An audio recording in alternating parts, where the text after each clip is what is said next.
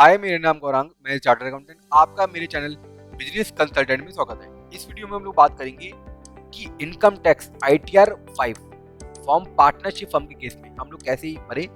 Utility का use करके, जो इनकम टैक्स की यूटिलिटी दे रखी है उसका इस्तेमाल करके हम लोग कैसे ITR 5 फॉर्म सबमिट करेंगे, प्रिपेयर करेंगे और उसको सबमिट करेंगे। क्लियर है?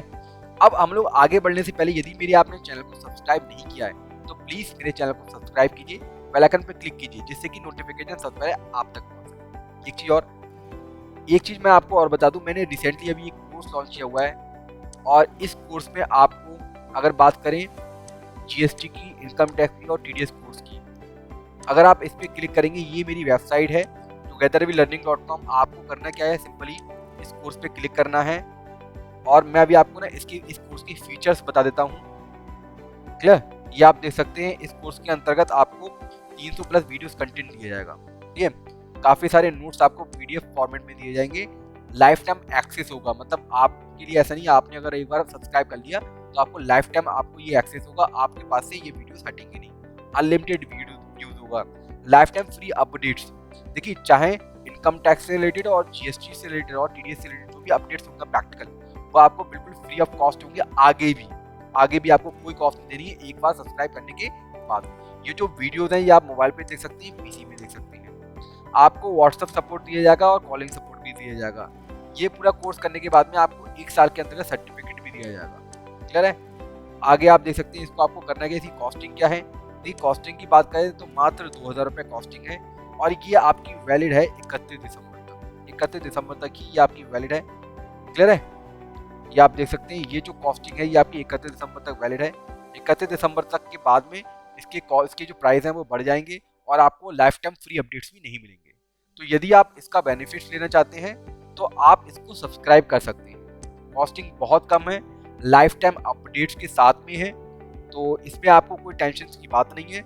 यहाँ पे मैं ये कह सकता हूँ कि 1 साल के अंतर्गत 300 प्लस वीडियोस का आपके पास में एक लाइब्रेरी होगी जहाँ से आप फ्रीली ट्रेनिंग ले सकते हैं। 1 साल के अंतर्गत 300 प्लस वीडियोस की फ्री लाइब्रेरी, जहाँ पे इनकम टैक्स चाहे वो सॉफ्टवेयर से भरना हो, TDS चाहे वो यूटिलिटी या सॉफ्टवेयर से भरना हो, ये सब वीडियोस आपको उस कोर्स के अंतर्गत आपको मिल जाएंगे।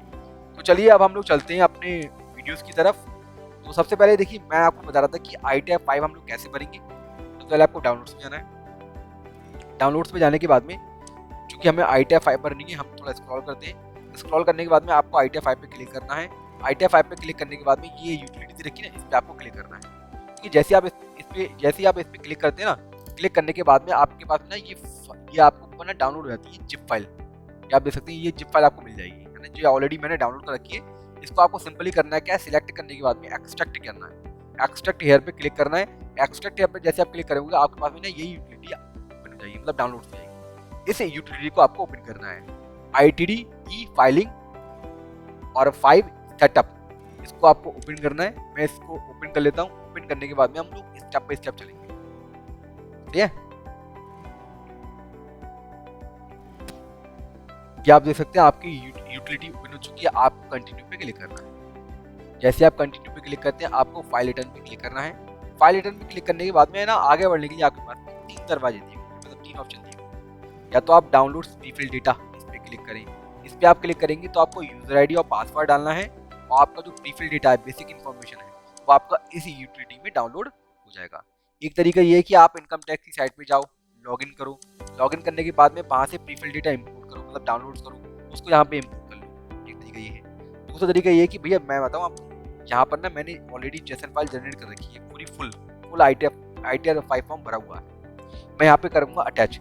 या देखो, आपका फुल फॉर्म भरा हो या हाफ भरा हो, आप यहाँ पे अटैच कर सकते हो और आगे की कहानी अपनी स्टार्ट कर सकते हो। तो फिलहाल में मेरे पास में एक JSON फाइल पड़ी हुई है जो मैंने सॉफ्टवेयर से जनरेट करी थी। सॉफ्टवेयर मतलब कंप्यूटर से जनरेट करी थी। जनरेट करने के बाद मैं क्या करूँगा, इसको यहाँ पे अटैच करूँगा और यहाँ से मैं आपको भर के दिखाऊंगा कि कैसे हम लोग ITR 5 फॉर्म प्रिपेयर करते हैं। मैं ये वाला ऑप्शन इसलिए सिलेक्ट कर रहा हूँ क्योंकि अगर मैं इन दोनों के साथ जाता हूँ तो टाइम बहुत लंबा हो जाएगा, वीडियो बहुत लंबी हो जाएगी। आगे के प्रोसेस सेम है, या बस जो आपका इनिशियल पॉइंट है बस उसी में डिफरेंस है, बाकी आगे के पॉइंट्स शेड्यूल हम लोग कैसे भरते हैं वो सेम रहेंगे। तो चलिए हम लोग ये वाला ऑप्शन स्टार्ट करते हैं। मेरे पास में कंटिन्यू पे क्लिक कर लेते हैं। आपको जो JSON फाइल है वो यहाँ पे अटैच करनी है। यहाँ पे मैं वो जेसन फाइल सिलेक्ट कर लेता हूँ। सिलेक्ट करने के बाद में ओपन पे क्लिक करता हूँ। अब वो जेसन फाइल यहाँ पे क्या हो जाएगी, अपलोड हो जाएगी। अपलोड हो चुकी है, आपको प्रोसेस पे क्लिक करना है। प्रोसेस पे क्लिक करने के बाद में ये आप देख सकते हैं आपके पास में काफ़ी सारे शेड्यूल्स आते हैं। जैसे ही हमने प्रोसेस पे क्लिक करते हैं, आपके जितने भी शेड्यूल हैं ITR 5 में वो आपके डिवाइडेड हैं general, business, income, depreciation, deductions, tax computation and tax payment और अदर्स। आपको सिंपली करना क्या है, ये जितने भी शेड्यूल्स हैं इसमें से जो आपकी इनकम के अकॉर्डिंग जो भी शेड्यूल्स एप्लीकेबल हैं उसको आपको टिक करना है। देखिए कुछ शेड्यूल तो मैंडेटरी होंगे, भले ही आपके पास में उससे रिलेटेड इन्फॉर्मेशन हो या ना हो। क्लियर है? अब हम लोग सबसे पहले चलते हैं जनरल इन्फॉर्मेशन। ठीक है, जैसे आप जनरल में आएंगे, जनरल में यहाँ पर जनरल में आपको 2 शेड्यूल दे रखे हैं, पार्ट ए के 1 एंड 2। ये दोनों है मैंडेटरी, इसमें ऑप्शन नहीं है, आपको ये दोनों ही सिलेक्ट करने पड़ेंगे। कर लिए। अब आते हैं बिजनेस में। बिजनेस में जैसे आप टिक करते हैं ICDS, ये मैंडेटरी है। क्यों मैंडेटरी है? क्योंकि भैया आपका ऑडिट है, इसीलिए आपको डिटेल देनी पड़ेगी कि भैया इफेक्ट क्या पड़ा हुआ है इनकम कंप्यूटेशन डिस्क्लोजर स्टैंडर्ड का on profit and loss account. जो आपने प्रॉफिट एंड लॉस अकाउंट बनाया हुआ है उसका जो ICDS का इम्पैक्ट क्या पड़ा हुआ है उसकी डिटेल आपको यहाँ पर देनी होगी। क्योंकि आपने अकाउंट्स बनाए होंगे, हो सकता है आपने ICDS फॉलो ना किया हो अकाउंट्स मेंटेन करते समय, बट प्रॉफिट तो हम ICDS के अकॉर्डिंग ही निकालेंगे, तो उसकी डिटेल आपको यहाँ पर देनी है। भले ही आपके केस में ये इन्फॉर्मेशन ना हो एप्लीकेबल, मतलब इस तरीके का कोई भी इम्पैक्ट ना हो P&L में, लेकिन तो अभी ये मैंडेटरी आपको सेलेक्ट करना ही पड़ेगा। भाई आपने, चूंकि मैंने आपको बताया भी था, अगर नहीं बताया हुआ है तो भैया मैं ये जो फर्म है इस फर्म का ऑलरेडी ऑडिट रिपोर्ट अपलोड हो चुका है। तो ऑडिट रिपोर्ट अपलोड अगर हो चुका है तो भैया बैलेंस शीट और P&L बना होगा, तो भैया बैलेंस शीट पे आपको टिक करना है। बैलेंस शीट पे टिक करने के बाद में हम लोग नीचे आ जाते हैं। नीचे आप देख सकते हैं आपको मैन्युफैक्चरिंग अकाउंट दिखाई दे रहा है, तो मैन्युफैक्चरिंग अकाउंट में हमें टिक नहीं करना हुआ है क्योंकि ये ट्रेडिंग कंपनी है। ट्रेडिंग वाले हम शेड्यूल में हमने टिक कर लिया है। प्रॉफिट एंड लॉस में टिक कर लिया है। Schedule other information for the business, यहाँ पे आपको टिक करना होगा, ये मैंडेटरी है ऑडिट वाले केस में, तो हमने इस पर भी टिक कर लिया। क्वांटिटेटिव डिटेल, देखिए क्वांटिटेटिव डिटेल पे अभी हम टिक नहीं करते। क्यों नहीं करते हैं? हालांकि ये डिटेल देना हमें मैंडेटरी है। डिटेल क्या देनी होती है? भैया आपका ओपनिंग स्टॉक कितना है क्वांटिटी वाइज, आपने परचेज कितनी करी क्वांटिटी वाइज, आपने सेल कितनी करी क्वांटिटी वाइज, क्लोजिंग स्टॉक कितना है क्वांटिटी वाइज। तो फिलहाल में ये डिटेल टैक्स पेयर में नहीं दी हुई है, तो अभी हम इस पे टिक नहीं करते हैं। अब हम लोग चलते हैं नीचे। Income schedule, income from business and profession, भाई ये तो जाएगा ही जाएगा। जब बिजनेस इनकम है तो उसका शेड्यूल तो बनेगा ही बनेगा, है ना।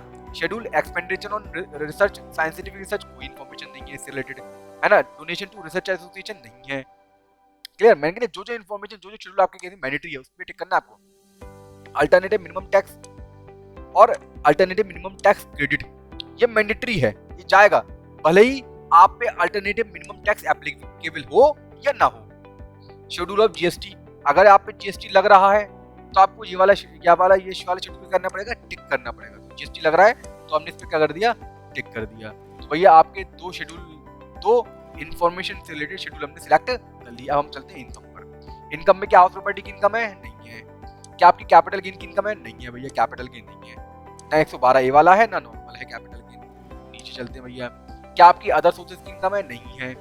ये मैंडेटरी है। Schedule of SI, detail of income chargeable special rates, क्या स्पेशल रेट के हिसाब से आपको टैक्स देना पड़ रहा है या आप इस पे आपको टिक करना पड़ेगा क्योंकि ये मैंडेटरी है। क्या आपका पार्टनरशिप फर्म से कोई आपको इनकम हो रही है? किसी फर्म में आप पार्टनर हो तो है ही नहीं भैया, कोई इनकम ही नहीं हो रही है, तो यहाँ पे अनटिक कर दिया। क्या आप शेड्यूल पास थ्रू इनकम, आपको बिजनेस ट्रस्ट से या इन्वेस्टमेंट फंड से कोई इनकम हो रही है? नहीं हो रही है, तो इस पे भी हमने अनटिक कर दिया। अनटिक करने के बाद हम चलते हैं डेप्रिसिएशन वाले पे। डेप्रिसिएशन वाले पे आपको देखो, डेप्रिसिएशन वाला जो शेड्यूल है ना, प्लांट एंड मशीनरी का ऊपर अगर आप डेप्थ कैलकुलेट कर रहे हैं या अदर एसेट्स पर आप क्लेम कर रहे हैं तो आपको यहाँ पर टिक करना पड़ेगा। तो डेप्थ तो हम क्लेम कर रहे हैं, यहाँ पे हमने टिक कर लिया। समरी पे भी टिक होगा। नीचे आ जाओ भैया, है ना। यहाँ पे कोई डीम्ड कैपिटल गेन हुआ है? कोई डीम्ड कैपिटल गेन हुआ है। एंड अनअब्सॉर्ब्ड डेप्रिसिएशन है? अनअब्सॉर्ब्ड डेप्रिसिएशन नहीं है, हमने इस पे अनटिक कर दिया।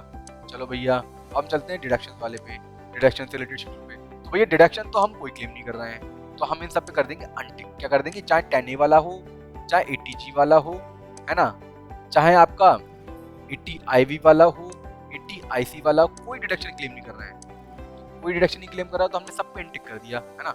चैप्टर 6 वाली कोई डिडक्शन हम क्लेम नहीं कर रहे हैं। टैक्स कंप्यूटेशन, यहाँ पे आपको भैया ये मैंडेटरी है, computation of total income, compute तो होगी टोटल इनकम, है ना। टैक्स लायबिलिटीज भी आएगी, टैक्स पेमेंट भी होगा, है ना। लेकिन हाँ, टैक्स ऑन सेकेंडरी एडजस्टमेंट मतलब इंटरनेशनल ट्रांजैक्शन कोई नहीं है, इस पे हम अनटिक कर देते हैं शेड्यूल पे। अब आता हूँ अदर्स पे। अदर्स पे आपको कहते हैं ना भैया, ये आता है लॉसेस से रिलेटेड। लॉसेस से रिलेटेड क्या भैया, क्या आपका करंट ईयर का, पास्ट ईयर का कोई लॉसेस है जो ब्राउट फॉरवर्ड हुआ है ना, या करंट ईयर का लॉसेस है जो कैरी फॉरवर्ड होगा। तो अगर हालांकि ये मैंडेटरी, देखो जहाँ पर मैंडेटरी शब्द लिखा है ना, वहाँ पे इन्फॉर्मेशन हो या ना हो, ये आपको शेड्यूल कैरी करने पड़ेंगे, है ना। एग्जम्प्ट इनकम है, एग्जम्प्ट इनकम नहीं है तो हमने इसका अनटिक कर दिया। ना ही हमारी कोई फॉरेन इनकम है तो इस पे भी हमने अनटिक कर दिया, है ना। जहाँ ही हमारा कोई फॉरेन एसेट्स है हमारे पास में, ना ही हमारी कोई फॉरेन इनकम हमें मिल रही है। तो जो मैंने कहा, जो शेड्यूल आपके केस में एप्लीकेबल नहीं है उस पर आप अनटिक कर दो, वो आपको दिखाई नहीं देंगे आगे, है ना। लेकिन कुछ शेड्यूल ऐसे होते हैं जो मैंडेटरी होती है, कैरी करने पड़ेंगे आपको, तो भले ही वो इन्फॉर्मेशन आपके पास में उस शेड्यूल से रिलेटेड हो या ना हो। तो भैया देखो, हमने जो रेलिवेंट शेड्यूल थे वो हमने सिलेक्ट कर लिए, 21 शेड्यूल सिलेक्ट हुए। आपको सिंपली करना क्या है, इसको भैया कंटिन्यू पे क्लिक कर देना है। जैसे ही आप कंटिन्यू पे क्लिक करते हो, आपको ना वो जितने भी शेड्यूल आपने सिलेक्ट करे ना, वो आपको दिखाई दे रहे हैं। ये सब शेड्यूल आपको दिखाई दे रहे हैं, ना भैया, सब शेड्यूल आपको दिखाई दे रहे हैं। आपको करना क्या है, एक एक करके ये सब शेड्यूल भरने पड़ेंगे, स्टेप बाय स्टेप चलना पड़ेगा। अभी हम लोग चलेंगे जनरल इन्फॉर्मेशन में, फिर जनरल इन्फॉर्मेशन पार्ट ए में, पार्ट 2 में। तो इस तरीके से आपको एक एक करके ये सब भरने पड़ेंगे, है ना। ये शेड्यूल आपको एक एक करके मैं आपको बताऊंगा कैसे ये शेड्यूल भरे जाएंगे। अब हम लोग चलते हैं जनरल इन्फॉर्मेशन पार्ट ए में, इस पे हम क्लिक कर देते हैं। क्लिक करने के बाद में देखो, एक एक करके हम लोग आराम आराम से इन्फॉर्मेशन भरेंगे, कोई दिक्कत की बात नहीं है। स्टेटस फर्म है भैया, सब स्टेटस क्या, पार्टनरशिप है। अब आते हैं पर्सनल इन्फॉर्मेशन, आपको थोड़ा सा स्क्रॉल करना है। पर्सनल इन्फॉर्मेशन में देखो, नाम तो कोई चेंज नहीं हुआ है, क्लिक कर देना है। बाकी जो इन्फॉर्मेशन आपकी ऑटोमेटिकली आ जाती है, आपको सेव पे क्लिक कर देना है। कॉन्ट्रैक्ट डिटेल में क्या है, एड्रेस है, मोबाइल नंबर है। अगर आपको इनमें से कोई भी डिटेल चेंज करनी है ना, मोबाइल नंबर, एड्रेस वगैरह या ईमेल आईडी, तो आप एडिट पे क्लिक करके चेंज कर सकते हैं। प्लान में हमें चेंज नहीं करनी है। फाइलिंग स्टेटस भैया, आप रिटर्न क्यों फाइल कर रहे हैं, किस वजह से भैया, हम तो रिटर्न ड्यू डेट से पहले फाइल कर रहे हैं, क्योंकि मैंने आपको बताया ये ऑडिटेड केस है। तो भैया इसकी जो रिटर्न फाइल करने की डेट है वो 15 फरवरी है, तो हम तो भैया रिटर्न फाइल करने से पहले ही, मतलब ड्यू डेट से पहले ही रिटर्न फाइल कर रहे हैं। और ये हमारी रिवाइज रिटर्न नहीं है, ओरिजिनल रिटर्न है। क्लियर भैया। क्या नोटिस के अगेंस्ट में है, ना बाबा, ना नोटिस के अगेंस्ट में नहीं है। क्या बिजनेस ट्रस्ट हो आप, नहीं है बिजनेस ट्रस्ट। क्या इन्वेस्टमेंट फंड है, नहीं है। रेसिडेंटल स्टेटस क्या, रेसिडेंट है भैया, आगे आ जाओ। क्या आपका जो असेसी लोकेटेड है इंटरनेशनल फाइनेंशियल सर्विस सेंटर पे, नहीं लोकेटेड है। क्या आप रिकॉग्नाइज्ड है एज अ स्टार्टअप, नहीं है। जो जिसने DPIIT ने अगर रिकॉग्नाइज किया हुआ है, नहीं किया हुआ है ना। आपके पास में कोई सर्टिफिकेट है, inter ministerial board for certificate is received, no. क्या आप फॉरेन इंस्टीट्यूशनल इन्वेस्टर हैं या FPI हैं, नहीं है भैया। डिटेल ऑफ रिप्रेजेंटेटिव, अगर एसएससी के अलावा यदि आपका कोई रिप्रेजेंटेटिव रिटर्न भर रहा होता तो आपको यहाँ पे डिटेल देनी पड़ती है, हालांकि इस केस में एप्लीकेबल नहीं है। आपको वो फर्म की डिटेल देनी है जहाँ पर आप पार्टनर, मतलब ये जो फर्म है किसी और फर्म में पार्टनर है, तो नहीं है। क्या आप इस फर्म के पास में अनलिस्टेड इक्विटी शेयर है, नहीं है। यहाँ पे सेव पे क्लिक कर देना है। इसके बाद में ऑडिट इन्फॉर्मेशन पे क्लिक करना है। ऑडिट इन्फॉर्मेशन में क्या आपको 44AA के अकॉर्डिंग अपना बुक्स ऑफ अकाउंट मेंटेन करना जरूरी है, भाई जरूरी है भाई। वैसे ही आपको मैंने बताया ना, ऑडिट भाई इसका ऑडिट हुआ है, जब ऑडिट हुआ है तो बुक्स ऑफ अकाउंट तो मेंटेन करना जरूरी होगा, तो हमने यस कर दिया। वैसे सेक्शन 44AA पढ़ सकते हैं, वहाँ पे यदि आपका प्रॉफिट 1,20,000 से ज्यादा हो जाता है तो आपको बुक्स ऑफ अकाउंट मेंटेन करना जरूरी होता है। लेकिन इसमें सिचुएशन अलग है। इसमें सिचुएशन ये है कि भैया इनको 44AD के अंतर्गत अपना ऑडिट करवाना पड़ रहा है। क्यों करवाना पड़ रहा है, अगर हम बात करें नहीं, इनका वैसे तो इनकी जो इनकम है वो 1,20,000 से भी ज्यादा है, तो इस वजह से भी इनको अकाउंट मेंटेन करना जरूरी है। अकाउंट मेंटेन करना जरूरी है, क्लियर है। तो भैया अकाउंट्स मेंटेन करना जरूरी है, हमने टिक कर दिया। क्या आरसीसी की ओनली इनकम प्रेजेंटेबल वाली है, नहीं है। क्या भैया आरसीसी का जो टोटल ग्रॉस रिसीप्ट है 1 करोड़ से ज्यादा है, नहीं है भैया, टिक कर दिया। 1 करोड़ से ज्यादा है, 10 करोड़ के बीच में नहीं है। क्या आप लायबल हैं 44AB के अंतर्गत ऑडिट के लिए, यस लायबल हैं। अकाउंटेंट ने ऑडिट करा हुआ है, यस करा हुआ भैया। अच्छा, उसने ऑडिट रिपोर्ट कब सबमिट करी है, ऑडिट रिपोर्ट तो भैया उसने 27 तारीख को सबमिट करी है, 27 तारीख के लिए 27 जनवरी। ऑडिट रिपोर्ट की डेट क्या है, मतलब साइनिंग कब करा, साइन कब करा, 2 जनवरी को करा था, 2 नवंबर को करा है, नवंबर। नाम डाल दीजिए ऑडिटर का, मेंबरशिप नंबर डाल दीजिए, फर्म का नाम डाल दीजिए, फर्म रजिस्ट्रेशन नंबर डाल दीजिए, और यहाँ पे आपको पैन नंबर डालना पड़ेगा। आधार नंबर अवेलेबल है तो आधार नंबर डाल दीजिए। डालने के बाद में क्या आप 92E के अंतर्गत ऑडिट आपका हो रहा है, नहीं हो रहा है भैया, नहीं क्या आप इनकम टैक्स में अदर सेक्शन के अंतर्गत ऑडिट आपका हो रहा है, नहीं हो रहा है, नहीं हुआ है, क्या किसी और एक्ट के अंतर्गत ऑडिट हुआ है, नहीं हुआ है भैया। यहाँ पे आपको क्या करना है, यहाँ पे आपको सेव पे बैंक डिटेल पे और डालनी है। बैंक डिटेल में देखो फर्म के नाम पे जितनी बैंक है ना वो आप यहाँ पे ऐड कर सकते हैं। ऑलरेडी एक एडेड है, उसको आप वैलिडेट भी कर सकते हो। अगर आपको रिफंड मंगवाना है तो अकाउंट वैलिडेट होना बहुत जरूरी है। Do you have a bank account in India? Yes, है ना। नॉन रेसिडेंट के केस में non resident claimed refund with no bank account in India में सिलेक्ट नो। तो फिलहाल में भैया ये रेसिडेंट फर्म है, हमने यस पे कर दिया, भैया अकाउंट का मेंटेन है, अकाउंट की डिटेल दे दी। अगर एक से ज़्यादा है तो यहाँ पे आप ऐड कर सकते हैं। कन्फर्म पे हम क्लिक कर देते हैं। कन्फर्म पे आप जैसे ही क्लिक करते हैं आपका भैया ये वाला पार्ट, फर्स्ट वाला पार्ट कंप्लीट हो जाता है। हम लोग चलते हैं जनरल इन्फॉर्मेशन 2 पे। जनरल इन्फॉर्मेशन 2 पे क्या भैया, यहाँ पे चूंकि पार्टनरशिप फर्म है तो भैया पार्टनर की डिटेल देनी पड़ेगी। क्या भैया कोई चेंज हुआ है during the previous year? Partners में कोई चेंज नहीं हुआ, मतलब कोई पार्टनर ना तो आया है ना गया है, ऐसा कुछ नहीं हुआ। जो पुराने पार्टनर थे वही है ना भैया। तो आपको उनकी डिटेल भी देनी पड़ेगी। यहाँ पे आप सिलेक्ट करके एडिट भी कर सकते हैं इन्फॉर्मेशन। फिलहाल में हमें एडिट करने की जरूरत नहीं है। नाम देना पड़ेगा, एड्रेस देना उनका, है ना, उनका स्टेटस बताना पड़ेगा, प्रॉफिट शेयरिंग रेशियो क्या है उनका, पैन नंबर बताना पड़ेगा, इंटरेस्ट कितना मिलता है भैया उनकी कैपिटल पर, और बाकी उनको सैलरी कितनी दी गई, ये सब आपको इन्फॉर्मेशन देनी पड़ेगी। आप यहाँ से ऐड भी कर सकते हैं। फिलहाल में हम सेव कर लेते हैं। भैया नेचर ऑफ बिजनेस यहाँ पे देना पड़ेगा। भैया काम कौन सा करती है, जो पार्टनरशिप फर्म है क्या काम करती है, यहाँ पे आपको ट्रेड नेम देना पड़ेगा और आपको डिस्क्रिप्शन देना पड़ेगा। सही है, ये इन्फॉर्मेशन आपको देनी पड़ेंगी। अगर आप एक से ज़्यादा बिजनेस है तो यहाँ पे ऐड कर सकते हैं। फिलहाल में हमें ऐड नहीं करना, हम कन्फर्म पे क्लिक कर देते हैं। तो आपके जो जनरल इन्फॉर्मेशन वाले पार्ट थे वो आपके कंप्लीट हो जाते हैं। अब हम लोग आगे चलते हैं। भैया आगे क्या पूछना, भैया बैलेंस शीट।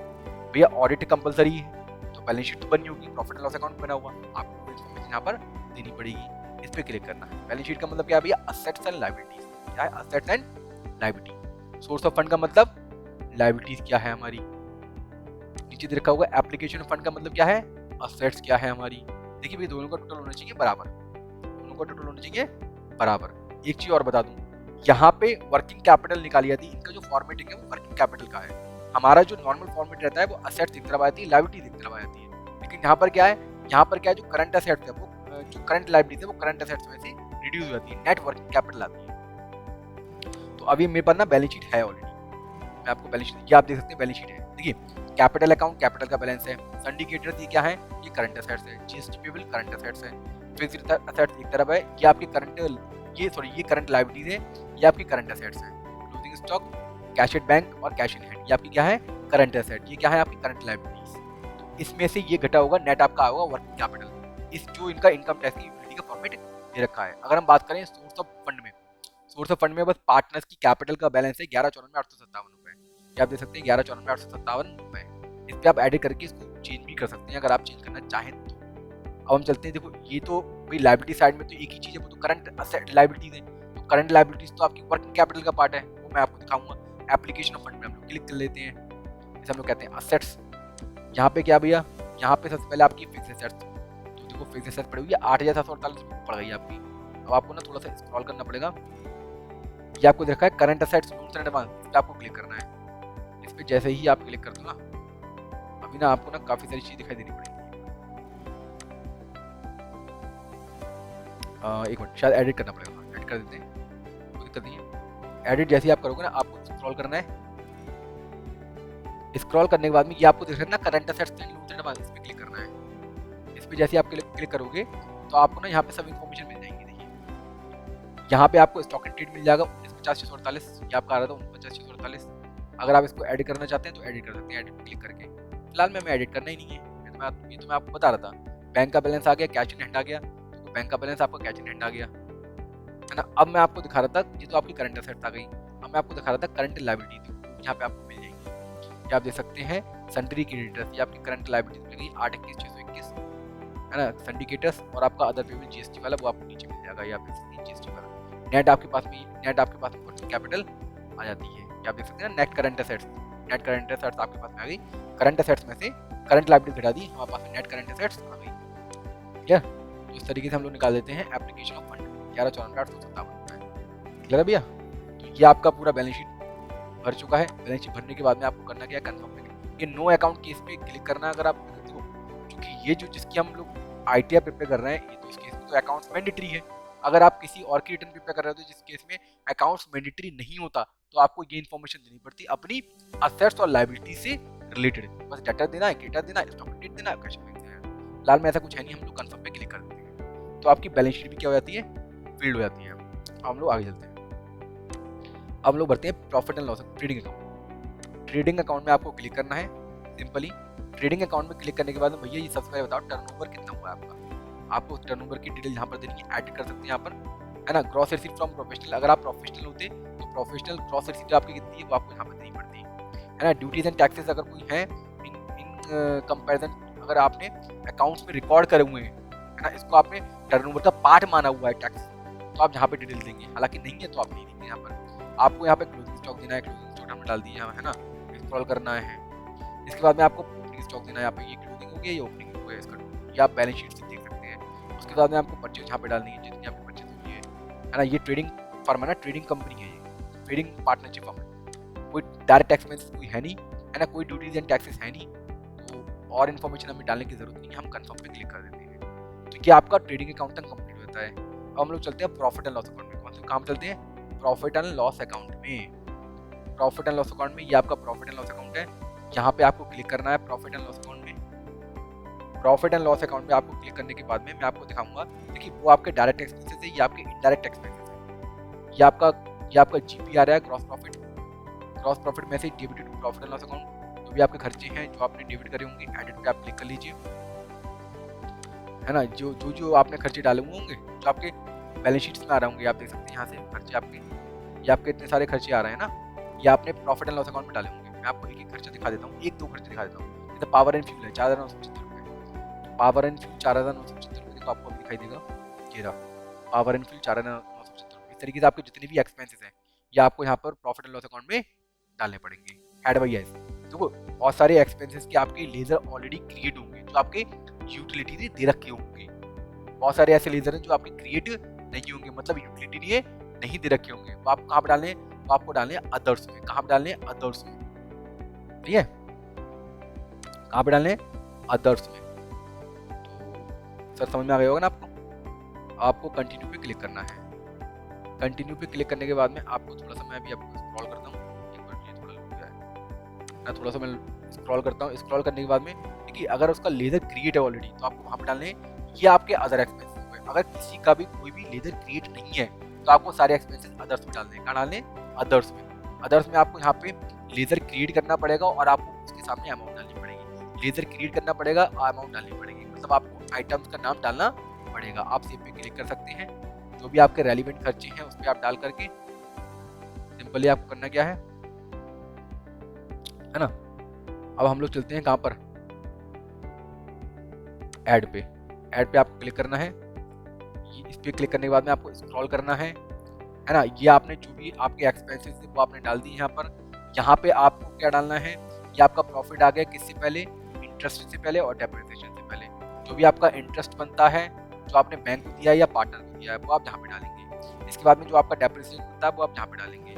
इसके बाद में आपका नेट प्रॉफिट यहाँ पर आ जाता है। ये आपका क्या है, net profit before tax. No presumptive income हमारी कोई है नहीं, नो अकाउंट केस वाला कोई मैटर हमारा है नहीं, है ना। नो अकाउंट केस वाला मैटर हमारा है नहीं, प्रिजम्पटिव इनकम कोई है नहीं, तो यहाँ पे हमें इन्फॉर्मेशन देने की जरूरत नहीं है। हम यहाँ पे कंटिन्यू पे, कन्फर्म पे क्लिक कर देते हैं। जैसे आप कन्फर्म पे क्लिक कर देते हो ना, आपका प्रॉफिट एंड लॉस अकाउंट में क्या हो जाता है, कंप्लीट हो जाता है। अब आपके काफ़ी सारे शेड्यूल और आ जाते हैं, वो हम लोग एक करके सबमिट फिलअप करते हैं। आपके प्रॉफिट एंड लॉस अकाउंट तक शेड्यूल कंप्लीट हो चुके हैं। अब हम लोग चलते हैं schedules other information for business. इस पर क्लिक करेंगे आप। इस पर जैसे ही आप क्लिक करेंगे, देखिए यहाँ पर आपको मेथड ऑफ अकाउंटिंग देना पड़ेगा। वो आपका मर्केंटाइल है, वो हमने दे दिया है। अगर आप इसको चेंज करना चाहते हैं, सिलेक्ट करके आप चेंज कर सकते हैं। फिलहाल में हमें करना नहीं है ना। आपने क्या मेथड ऑफ अकाउंटिंग में चेंज करा है, कोई चेंज नहीं करा हुआ अभी है। स्क्रॉल करिए। स्क्रॉल करने के बाद में आपको रॉ मटेरियल का क्या है, भाई रॉ मटेरियल आपने कॉस्ट भी दिया हुआ है, market value whichever is less. ये हमने क्या, ये अपने मेथड अपनाया हुआ है क्लोजिंग स्टॉक का, वैल्यूएशन का। तो ये हमें आप यहाँ पे इन्फॉर्मेशन दी हुई है, जो भी आपने मेथड अपनाया हुआ है अपने क्लोजिंग स्टॉक को वैल्यूड करने का, तो वो हमने दे दिया। इसके बाद में ये आप देख सकते हैं काफ़ी सारे पॉइंट्स वो हैं। देखिए यहाँ पर आपसे ये पूछा गया है कि भैया जो इन्होंने प्रॉफिट एंड लॉस अकाउंट दिया है, मतलब जो असिसी ने प्रॉफिट एंड लॉस अकाउंट दिया हुआ है, क्या उसमें सभी इनकम दिखा दी जो पीजीपीपी की थी? अगर नहीं थी, amount not credit to profit and loss account, अगर कोई इनकम आपकी रह गई है जो प्रॉफिट एंड लॉस अकाउंट में क्रेडिट नहीं करी है, तो आपको वो इन्फॉर्मेशन यहाँ पे देनी कोई भी ऐसे खर्चे जो सेक्शन 36, 37, 40 जो भी आपके सेक्शन दिए आप देख सकते हैं, इनमें जो कंडीशन दे रखी थी, यदि इनका उन्होंने वायलेट करा हुआ है, वायलेशन करा हुआ है, तो वो अमाउंट आपको यहाँ पे लिखनी है, क्योंकि वो खर्चे आपको अलाउड नहीं होंगे। बहुत सारे सेक्शन हैं जहाँ पे आपको पीजीवीपी के एक्सपेंसेस का बेनिफिट, मतलब आपको एक्सपेंसेस का बेनिफिट इनकम में से नहीं मिलता है, क्योंकि हर सेक्शन में कुछ कंडीशन दे रखी हैं। यदि आप उन कंडीशन को वायलेट करते हो आपको डिडक्शन नहीं मिलेगी, तो आपको यहाँ पर इन्फॉर्मेशन देनी पड़ेगी, जिससे कि उससे क्या होगा, आपका जो नेट प्रॉफिट आ रहा होगा आपके अकाउंट्स के हिसाब से वो क्या हो जाएगा, वो बढ़ जाएगा, है ना। कोई भी आपकी इनकम 41 वाली जो आपने P&L में नहीं दिखाई हुई है, वो आपको इन्फॉर्मेशन यहाँ पर देनी पड़ेगी। कोई भी आपके खर्चे जो आपने एग्जम्प्ट इनकम को कमाने के लिए किए हुए हैं, वो आपको यहाँ पर देने पड़ेंगे, क्योंकि वो खर्चों का डिडक्शन आपको नहीं मिलेगा। जब इनकम एग्जम्प्ट नहीं है तो खर्चे भी एग्जम्प्ट नहीं है। फिलहाल में इस केस में ऐसी कोई इन्फॉर्मेशन नहीं है, हम कंफर्म पे क्लिक कर देते हैं। कंफर्म पे क्लिक करने के बाद में हमें थोड़ा स्क्रॉल करना पड़ेगा। उसके बाद में हम आते हैं schedule income from business and profession, यहाँ पे हमें क्लिक करना है। यहाँ पे आपको क्लिक करने के बाद में ये आप देख सकते हैं, ये आपका पूरा शेड्यूल है जो आपका पीजीवीपी से रिलेटेड है। ये आपका नॉर्मल प्रॉफिट हो गया, है ना। नॉर्मल प्रॉफिट के नीचे आप देख सकते हैं, अगर आपका कोई स्पेकुलेटिव प्रॉफिट होता तो जहाँ पर अमाउंट आ जाती। अगर आपका 35 ईडी वाला कोई आपका स्पेसिफाइड बिजनेस वाला प्रॉफिट होता यहाँ पे आ जाता, है ना। Inter head setup of business losses and current year, ये आपका ऑटोमेटिकली हो जाता। हालांकि इस केस में कोई लॉस नहीं है ना, तो भैया ऐसा कुछ है नहीं, तो हमें क्या करना है, सिंपली कंफर्म पे क्लिक करना है। यहाँ पे आपको डालना ना होता, ये ऑटोमेटिकली हो जाते हैं, है ना। तो ऐसा कोई एडजस्टमेंट है नहीं, हम कंफर्म पे यहाँ पे क्लिक कर देते हैं। जैसे ही आप कंफर्म पे क्लिक करते हैं, आपका ये वाला शेड्यूल भी कंप्लीट हो जाता है। आपको स्क्रॉल करना है, स्क्रॉल करने के बाद में ये आप ये इन्फॉर्मेशन, ये शेड्यूल के अंदर इन्फॉर्मेशन मांगी है, ये डेप्रिसिएशन बता दो प्लांट एंड मशीनरी पर। ये मैं आपको ना बैलेंस शीट दिखाता हूँ। पहले बैलेंस शीट आप देखिए,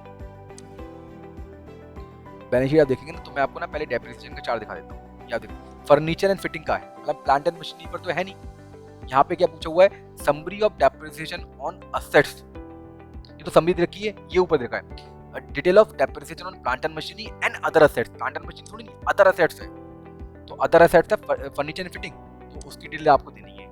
ये तो ये शेड्यूल है प्लांट एंड मशीनरी पर, और ये किस पर शेड्यूल है, अदर असेट्स पर, तो आपको यहाँ पर इन्फॉर्मेशन देनी होगी। तो यहाँ पे आप क्लिक करेंगे, क्लिक करने के बाद में आपको स्क्रॉल करना होगा। प्लांट एंड मशीनरी कहाँ है भैया, फर्नीचर एंड फिटिंग, ये रहा। यहाँ पे आपको अपना बुक देना है, बुक वैल्यू WDP ओपनिंग, वो आप यहाँ पे डाल दोगे एडिट करके। फिलहाल में ऑटोमेटिकली मैंने भर रखा है, तो मैं दिक्कत ही नहीं है, टैप ऑटोमेटिकली कैलकुलेट कर लेगा ये, है ना। टैप कैलकुलेट करने के बाद में मैं एक बार ना आपको दिखा देता हूँ। एडिट पे आप क्लिक करोगे, मैं एडिट पे क्लिक कर लेता हूँ, मैं एक बार आपको दिखा दूँ। जैसे ही आप एडिट पे क्लिक करते हो, आपका पहले मैं शेड्यूल दिखा दूँ वाला, जो आपका शेड्यूल है उससे रिलेटेड, फर्नीचर एंड फिटिंग से रिलेटेड। तो इसको स्क्रॉल करते हैं, ये आपकी अमाउंट है। जैसे मैं ना अभी यहाँ पर अमाउंट चेंज कर देता हूँ, 9720 है ना, 1 2 3 4, 10,000 मैंने डाल दिया। जैसे ही मैं जहाँ पे 10,000 डालूंगा ना, आपको थोड़ा सा स्क्रॉल करना है, इसने डेप्रिसिएशन अपने आप ले लेना है ना। तो आपको फिलहाल में मैं दोबारा से वही अमाउंट डाल देता हूँ, 9720 ना। तो ये इस तरीके से आपको अपना WDP यहाँ पे देना पड़ेगा।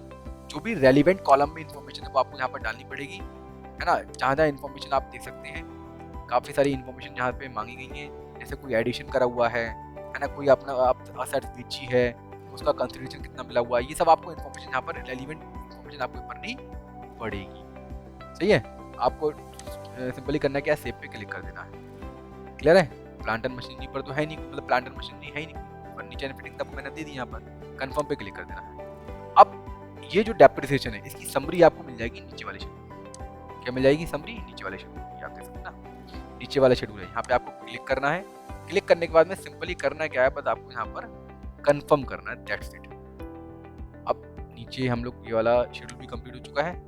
अब हम लोग आते हैं नीचे, ये आप देख सकते हैं करंट ईयर का कोई लॉसेस है, करंट ईयर का कोई लॉस है नहीं। अगर होता तो ऑटोमेटिकली आपको यहाँ पर ये यूटिलिटी ऑटोमेटिकली ले लेती करंट ईयर का लॉस। हालांकि इसके कुछ है नहीं, तो आपको सिंपली कंफर्म पे क्लिक करना है। ये आप देख सकते हैं आपके शेड्यूल एक एक करके कंप्लीट हो रहे हैं, है ना। कंफर्म लिखा हुआ आ रहा है। ब्राफ्ट फॉरवर्ड लॉसेस कोई है, कोई ब्राफ्ट फॉरवर्ड लॉसेस नहीं है ना। ब्राफ्ट फॉरवर्ड लॉसेस तो कोई है ही नहीं, पुराना कोई लॉसेस कोई नहीं है ना। तो अभी ये बार कोई दिक्कत नहीं, लोडिंग ले रहा है यार, ये थोड़ा ना साइट्स, ये थोड़ा ना यूटिलिटी में थोड़ा यही प्रॉब्लम है, थोड़ा बफरिंग ज़्यादा ले रहा है ये। अब ये हम लोग स्क्रॉल करेंगे, स्क्रॉल करने के बाद में देखो कोई ब्राफ्ट फॉरवर्ड लॉसेस तो है नहीं हमारा। हम कंप्यूटर सेट ऑफ पे क्लिक कर देंगे, है ना। ब्राफ्ट फॉरवर्ड मतलब पुराना कोई लॉसेस अगर होता आपका अब ये क्या पूछना है भैया, past year losses to be brought forward या current year losses to be carry forward, कोई है नहीं। और यहाँ पे आपको इस शेड्यूल पे क्लिक करके और कंफर्म पे क्लिक करना है, दैट्स इट। क्या करना है, कंफर्म पे क्लिक करना है। कंफर्म पे क्लिक करने के बाद में हम लोग चलते हैं, थोड़ा सा स्क्रॉल करना पड़ेगा आपको। स्क्रॉल करने के बाद में आपको P&L में ICDS का इम्पैक्ट क्या है, कोई इम्पैक्ट नहीं है भैया। ICDS की वजह से प्रॉफिट एंड लॉस अकाउंट में कोई इम्पैक्ट नहीं है।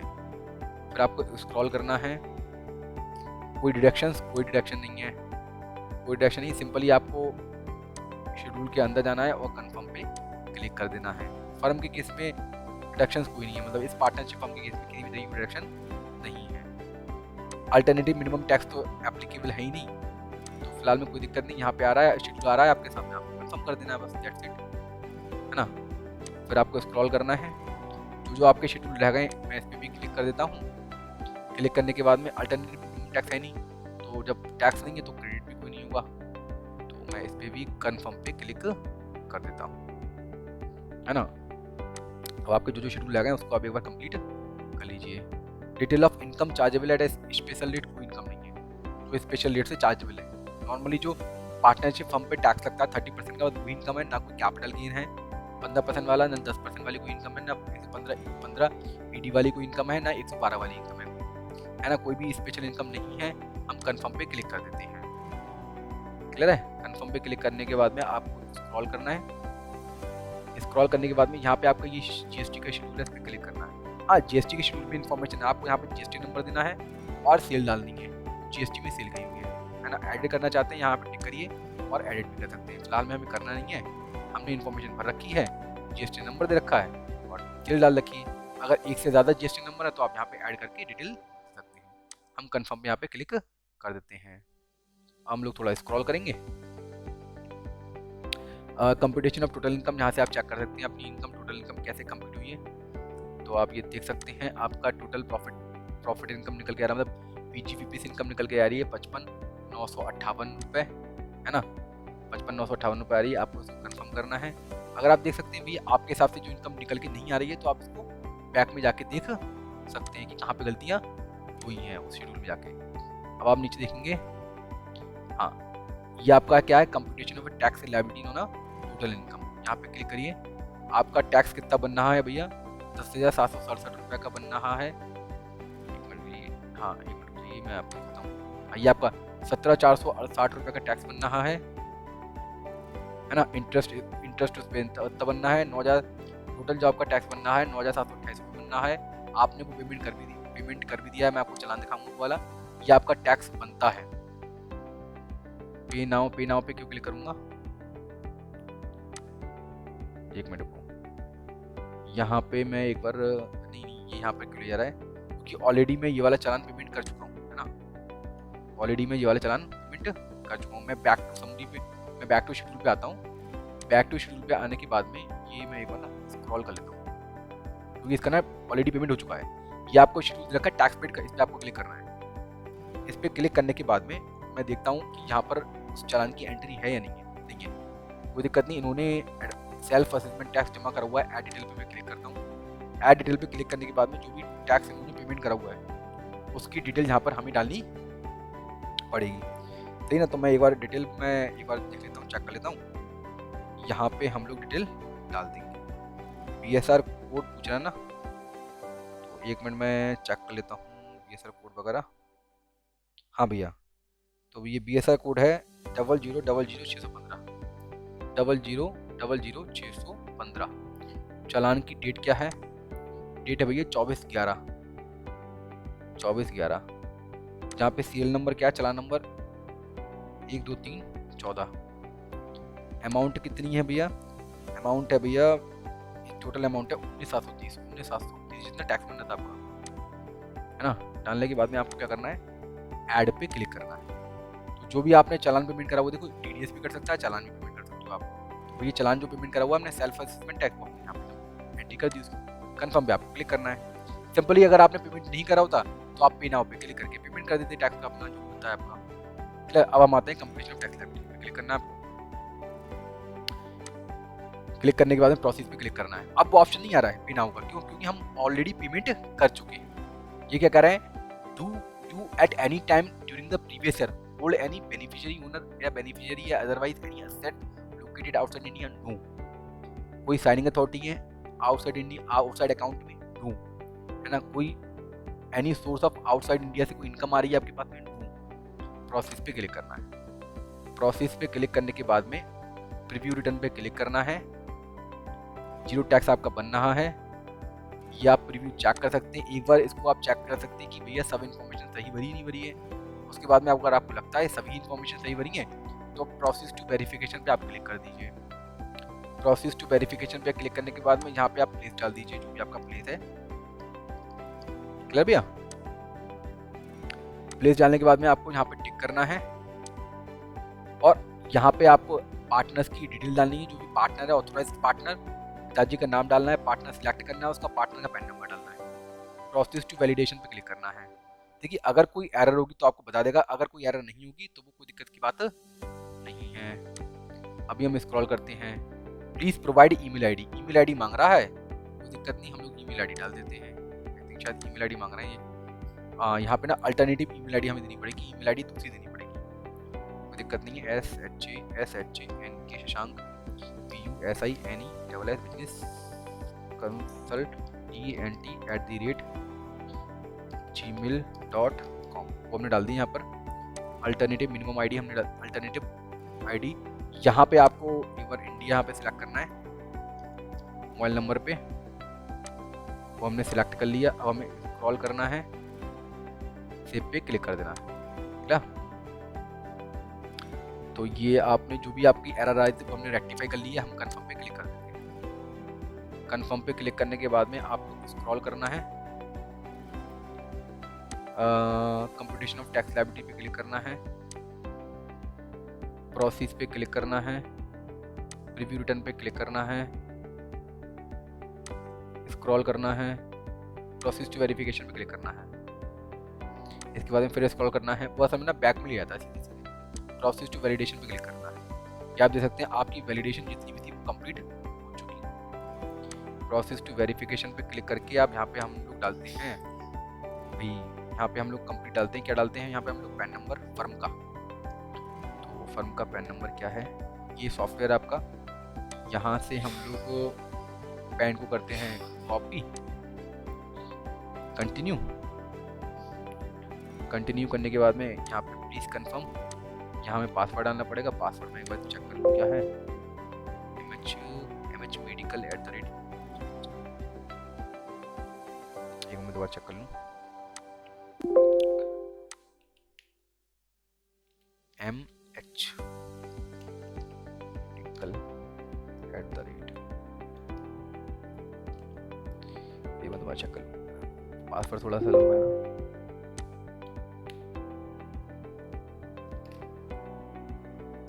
यहाँ पे मैंने पासवर्ड कंप्लीट कर लिया। इसके बाद मैं स्क्रॉल करता हूँ, कंटिन्यू पे क्लिक कर देता हूँ, है ना। अपलोड रिटर्न पे मैं क्लिक कर देता हूँ। System will run validation rules on the income tax return, the list of error if any will be shown on the completion of validation. कोई दिक्कत नहीं है ना। यहाँ पे अपलोड रिटर्न पे मैं क्लिक कर देता हूँ। अब आगे बढ़ जाता हूँ भैया। वैलिडेशन एरर कोई होगी तो वो आपको बता देगा क्या एरर है भैया। Short term capital gain chargeable at special rates in India as per DTA should be equal to the, पता नहीं क्यों एरर बता रहा है, क्योंकि ये एरर होनी नहीं चाहिए। You will not be allowed to upload returns, kindly correct below error in order to proceed further. ये एरर तो होनी तो नहीं चाहिए। मैं काम करता हूँ, ये वाली जो जेसन फाइल ना, इसको कर लेता हूँ डाउनलोड्स और उसको ना इनकम टैक्स की साइट्स पे आके अपलोड करूँगा, है ना। इनकम टैक्स की साइट पे आके मैंने इसको डाउनलोड कर लिया। मैं इसको ना इनकम टैक्स की साइट पे आके, हाँ तो मैं ना इनकम टैक्स की साइट पे आ चुका हूँ। जो फर्म है ना पार्टनरशिप फर्म, उसको मैंने लॉगिन कर लिया है। अब मैं ई फाइल पे क्लिक करूँगा, इनकम टैक्स रिटर्न पे क्लिक करूँगा, फाइल इनकम टैक्स रिटर्न पे क्लिक करूँगा, रेलेवेंट सस्पेंडर सेलेक्ट करूँगा क्योंकि वहाँ से तो अपलोड हो नहीं रही थी। ऑफलाइन पे क्लिक करूँगा और ओरिजिनल रिटर्न पे क्लिक करूँगा भैया। नेक्स्ट स्क्रॉल करना है, रेलेवेंट ITR फॉर्म सेलेक्ट करना है, कंटिन्यू पे क्लिक करना है। जो वो जेसन फाइल थी ना, वो यहाँ पे आप क्या करेंगे, अटैच करेंगे। मैं जेसन फाइल को अटैच कर देता हूँ। तो या तो हो जाएगी अपलोड, वरना मैं सॉफ्टवेयर की मदद से करूँगा। हो सकता है ये साइट की तरफ से ही कोई टेक्निकल एरर हो, क्योंकि जेसन तो जनरेट हो रही है। देखिए मैं ना आपको एक सॉफ्टवेयर दिखाता हूँ, ये पता नहीं, मुझे नहीं मालूम ये एरर क्या बता रहा है, क्यों फिलहाल में ये आप देख सकते हैं इसका कोई डिस्क्रिप्शन भी नहीं आ रहा है। हो सकता है ये साइट्स की एरर हो। फिलहाल में मैंने आपको कंप्यूटेक्स के लिए चलता हूँ, ये सॉफ्टवेयर में कंप्यूटेक्स, यहाँ से मैंने जेसन फाइल जनरेट करी, जेसन फाइल जनरेट हो गई, वही इन्फॉर्मेशन मैंने भरी हुई है। अब एक काम करता हूँ, यहीं से मैं आपको रिटर्न सबमिट कर देता हूँ। रिटर्न सबमिट पे आपको क्लिक करना है। ओके, अगर यहाँ पे कोई एरर होगी तो बता देगा अपने आप ही। अगर यहाँ से इसने अपलोड कर दी रिटर्न, तो भैया कोई एरर नहीं है, फिर तो साइट ही कोई एरर है, ऐसा होना नहीं चाहिए। बाकी देखते हैं, है ना। तो connected to the portal, connect हो रहा है पोर्टल पे, यहाँ पे आपको क्लिक करना है, कंटिन्यू पे क्लिक कर देना है। ठीक है, ये सब करने के बाद में अभी हो सकता है कुछ एरर बताए। Presumptive taxation is not applicable to the assessee other than resident individual HUF and firm. कोई दिक्कत नहीं है, कोई ना टेक्निकल रीजन के कारण ये आपकी इनकम टैक्स की रिटर्न अपलोड नहीं हो पाई, ये साइट की एरर है। और जैसे ही ये अपलोड होना चालू हो जाएगी, मैं आपको अगली आने वाली वीडियोस में मैं बता दूंगा कि किस तरीके से ये आपकी अपलोड निकल रहा है। तो मैंने आपको काफ़ी कुछ बताया इस वीडियोस में। यदि आपको अच्छा लगा हो तो प्लीज़ मेरे चैनल को सब्सक्राइब कीजिए एंड इस वीडियोस को लाइक कीजिए, जिससे कि मैं इसी तरीके से जीएसटी से रिलेटेड, इनकम टैक्स रिलेटेड और फाइनेंशियल आपको अपने चैनल पर देता रहूँ। मिलते हैं हम लोग नेक्स्ट वीडियो में।